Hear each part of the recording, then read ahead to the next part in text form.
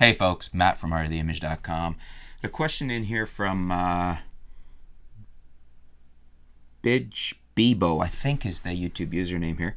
Hope I'm saying that right. He says, hey buddy, how are you? I like your videos and refer them quite often. I have an a6300, so he's got the Sony a6300, and notice that my buddy gets better low light pictures and gets more in focus shots when using the high speed burst. He has a 7D Mark II, so Canon 7D Mark II, and I believe a 55-250 kit lens. I use a f4 24-70 Zeiss. I'm thinking of going DSLR. Any recommendations for better in-focus shots and low-light function between 1500 and 2000? Thanks in advance. This is an interesting question because the first thing that comes to mind is it something about technique or something that's not enabled or something that you're just... I'd have to, I guess, see the two of you shooting, because I would think that with the Sony a6300, I mean, that's a very fast focusing camera for photos. So I would think you should be able to get good in-focus shots, a good amount, a good percentage of keepers there.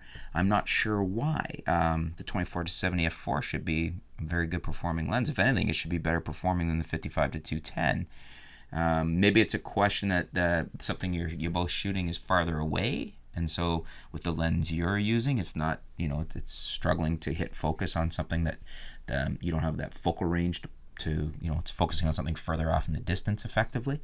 I'm not sure. I'm kind of puzzled because I wouldn't think that this would be the case between those two cameras. I think the Sony a6300 is a very capable photo camera. In fact, I think that's its strengths more than video.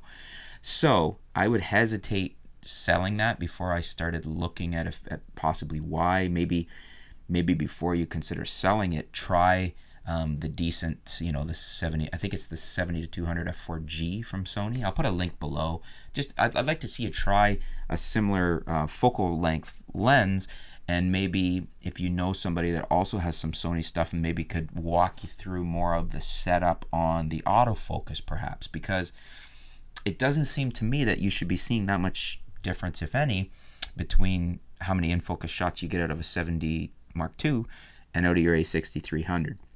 Now, if you do want another camera, well, obviously the 7D Mark II, you're happy with what your friend's getting, and if he's at a more advanced level than you, then you could learn and support each other and share lenses and things like that. So good reason to buy into that system. The Nikon D7200, fantastic camera, and will get you, has a very, very good autofocus system, as does the Nikon D500. It's at the upper end of your range, but you said 1500 to 2000. The D500, top performing DX camera from Nikon. That's actually arguably the best performing APS-C crop sensor camera out there right now. So that's something I would look at too. So I would look at either of those two if you're looking for top performing crop sensor bodies. What do you guys think? Do you agree with what I'm saying? They should maybe check into shooting with a comparable lens and seeing if he can tweak the a6300, because I think he should be getting comparable performance. Or do you disagree? Do you think the 7D Mark II is that much better? Do you think he should go with the 7D Mark II? Do you think he should go with the 7200 from Nikon, the 500? Let us know what you guys think. Leave your comments below. Let us know your opinion and why. Thanks for your question. Thanks for tuning in, folks. Stay tuned. We'll be back soon here at artoftheimage.com.